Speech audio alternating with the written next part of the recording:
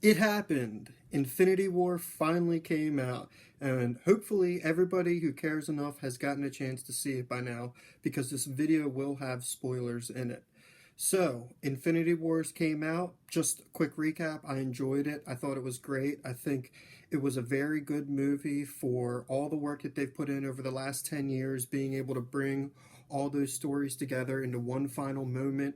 It was awesome. It was exciting. You didn't need to do much character development because we've seen all these characters in action for years and years. So we got to see Thanos, we got to see him fleshed out, we got to see some serious repercussions of what these Infinity gems will do and how he used them. And I just thought from start to finish, it was very entertaining. Very few things that I could complain about. Everybody worked well together. All the action was exciting, as I said. And I'm just very pleased with it. And I can't wait for the next one. So now I want to take this opportunity to compare two of my favorite franchises' newest releases, and that being Marvel Infinity Wars and Star Wars The Last Jedi. And when I was watching Infinity Wars, I realized that it did a lot of similar things that The Last Jedi did, in that it had subverted a lot of our expectations. Infinity Wars did, so did The Last Jedi. And as I'm watching it, and as I was thinking about it after, I was trying to figure out why I enjoyed Marvel and Infinity Wars, even though I didn't enjoy Star Wars, even though they were both doing similar things where you thought something was going to happen and it ended up not happening at all, or not happening the way that you originally may have expected it to happen. So I was trying to, in my mind, jump around and figure out why I think that both these movies did similar things, but one of them was much more enjoyable and much more satisfying compared to the other one. And that's what this video is about right now. Just me going through some of the expectations that we had, how they were subverted, and why I think it worked well in either movie or didn't work well in either movie. Okay, so I wanted to give one last warning. There's going to be spoilers ahead. So if you haven't seen Infinity Wars yet, go watch it, come back, check this video out, and let everything be a surprise to you. Don't ruin it here on this lame YouTube video. And if you haven't seen The Last Jedi, do yourself a favor and just don't see it at all. I mean, if you don't want some of your favorite characters ruined and stories going nowhere, just don't go see it. So one of the first things I'm going to talk about is in The Last Jedi. And in The Last Jedi, there was a ton of subversions that Rian Johnson tried to put into the story. One of the ones that is most popular with people complaining about is the fact that Rey's parents are basically nobodies. At one point in the movie, Kylo Ren tells Rey to search her feelings, and she knows that her parents are nobodies. And all this build up from the previous movie, The Force Awakens, of everybody wondering who Rey's parents could be, how she's so powerful in the Force, it all kind of just goes nowhere. This is a subversion, obviously, because as any normal fan would expect, she would have some kind of backstory to her. There would be something deeper than just her being a random scavenger from Jakku. So the reason why it doesn't work, though, is because she's the main protagonist of this trilogy. She's supposed to be the character that we as a fan base care about the most, and that we want to see grow and go through the hard times and become a new person by the end of the trilogy. And we want to see her triumph over harsh things that she experiences, learn stuff about her past, and overcome all those sort of obstacles that would typically happen within a hero's journey. And when all that is kind of flipped on its head and it's given to us in some lame manner where they actually aren't anybody, and nothing matters about your past, that's kind of unsettling to the fan base. And it's kind of a big middle finger to everybody who actually cared enough about these characters to invest their time into trying to understand these theories about them. That's not to say there's still an off chance that her lineage could have meaning to it, or she could have more to her. There's still a third movie to go, so J.J. Abrams could kind of retcon what Rian Johnson did in that fashion and have it so that Kylo Ren was just lying to Rey. But we have yet to see that, and right now, making this video, all we know is that her parents were nobodies. So that's one subversion from The Last Jedi that, to me, did not work. Okay, so for Marvel's Infinity Wars, one of the very first subversions that happens actually happens within the first 15 minutes or so of the movie. And this is, of course, now remember, spoilers are here. This is when Loki gets killed by Thanos. And in this moment, a lot of us thought from seeing the trailers and things like that and what we know about Loki is that he would actually give the Tesseract over to Thanos, either to spare his life or to spare the Asgardians or Thor's life, something along those lines, but we all figured he would end up just giving the Tesseract to Thanos. Instead, what they do, the Russo brothers, is they give Loki a final act of heroism to complete the chapter on his character. And this is really well done because through all the Thor movies, through the Avengers movies, I mean, if you think about it, he was the original Avengers villain, bringing the Chitauri army into New York City.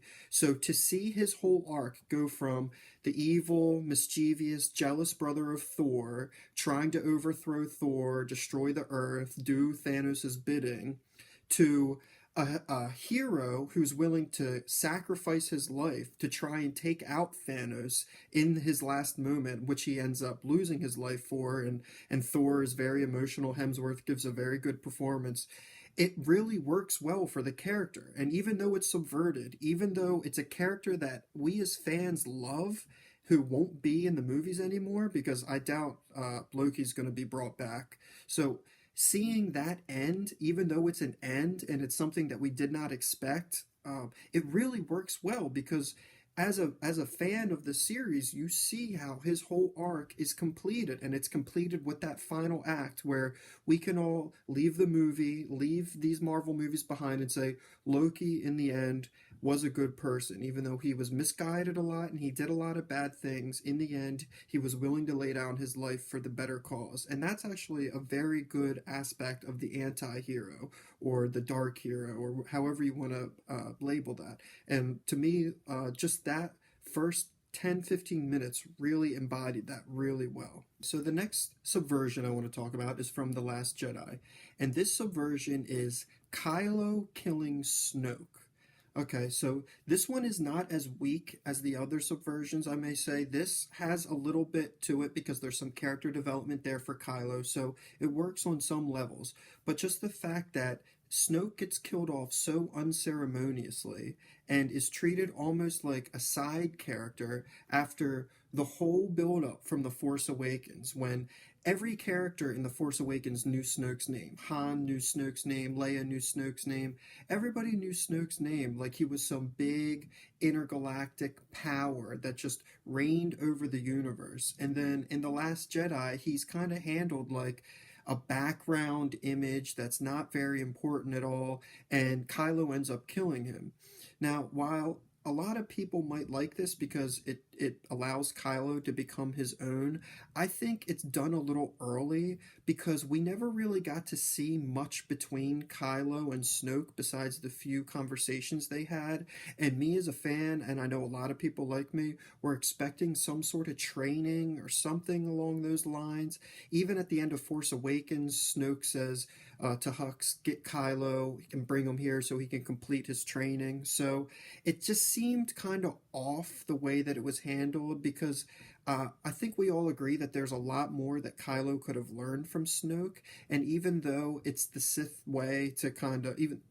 Okay, so they're not Sith, but it's the dark side way to end up killing your master in that way.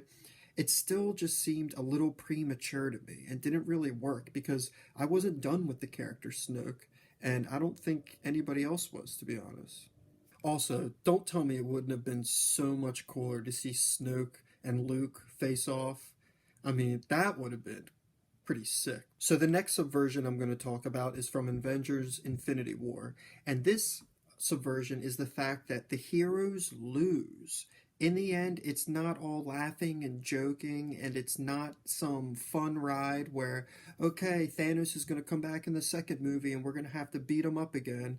No, it's dark and it's heavy, and people are dead, and things are gone, and half of everybody is wiped out, and Thanos is chilling in his hut on some distant planet watching the sunset. It's bad. People are defeated. Uh, Hope is gone. Tony Stark is stranded on Titan with Nebula. It's pretty dark, and I don't think anybody really expected it to be like that. At least from a lot of the reactions that I've seen from other people, I think because it's Disney and it's Marvel, we're used to them kind of playing it safe, and there's never really any sort of repercussions. They even make a joke about that, how Loki has died before and comes back. But I just think the fact that everything ends so heavy was a pretty big subversion to what we expected. And it works well because we don't really get to see that often in Marvel. And when you end it that way, it really, really helps show how powerful and how real the threat of Thanos is. This isn't just another villain. This isn't just another Ultron who they're going to get over in 2 hours and that's going to be it. This is something serious to be reckoned with, and that really adds gravity to the next movie, as well as to this movie, as well as to the future movies. This just really helps solidify the seriousness of the events that are happening within the MCU, and to me, that Subversion works very well. Very well. I would have been disappointed if it was just all happy-go-lucky at the end. This was good. Yeah, I guess I should point this out, but Marvel is now doing dark and gritty in a more effective manner than DC. Might want to work on that. Alright, so the next subversion comes from The Last Jedi, and this is one that to me is just kind of.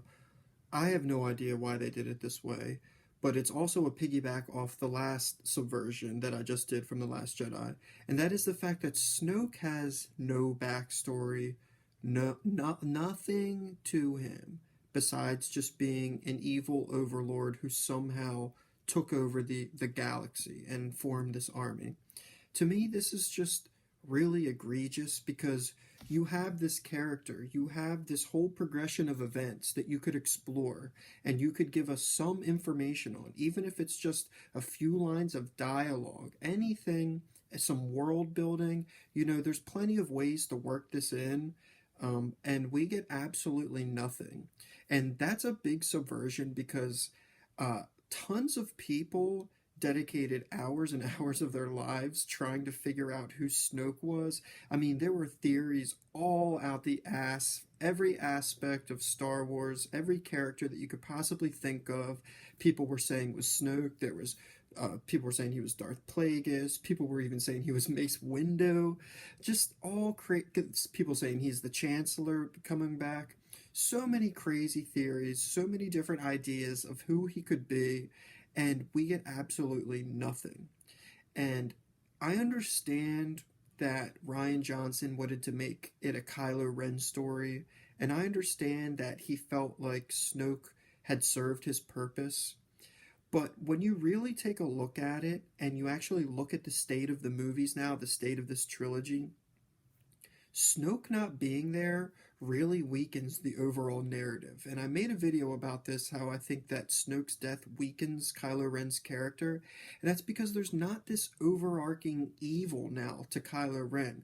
Kylo Ren is already a conflicted character. We all know that. Having Snoke exist behind Kylo Ren really gave that overall aura of evil and just badness that you really want from a villain, a strong villain.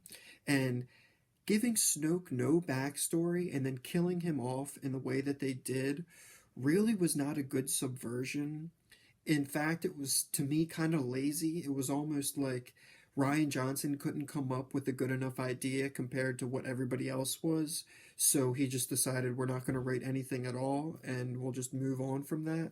And that pissed off a lot of people, and it didn't work well because we enjoy developed characters. We like learning about the lore. We like learning about the world building. That's why people love Star Wars, because of all those things.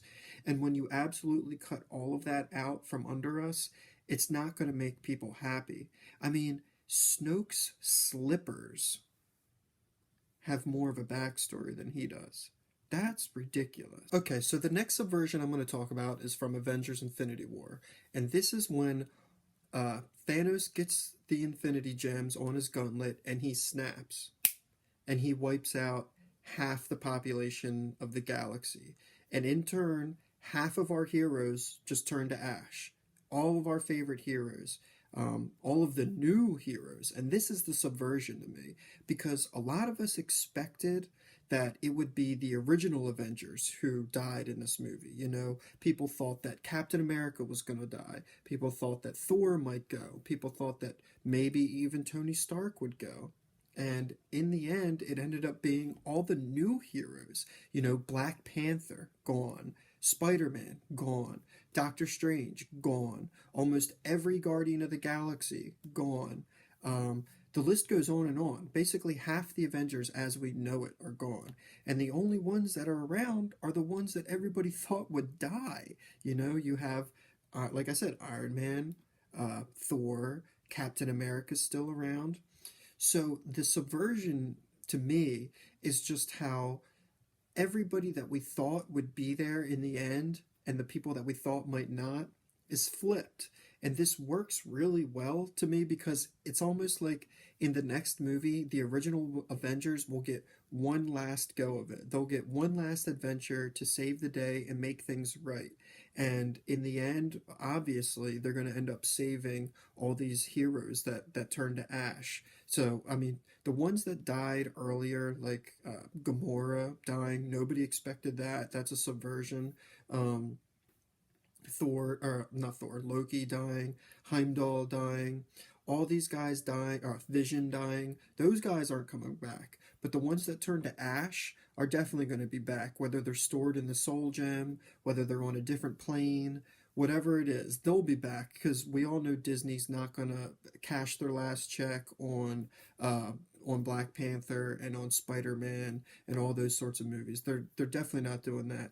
So back to my point, the subversion being that all those original characters are still there, and the next movie could be their last final hurrah where they actually do end up maybe sacrificing themselves for the newer heroes. And this just works really well because we all have grown to love the original Avengers. Those are the ones that we've grown up with the last 10 years. We've seen this thing come together.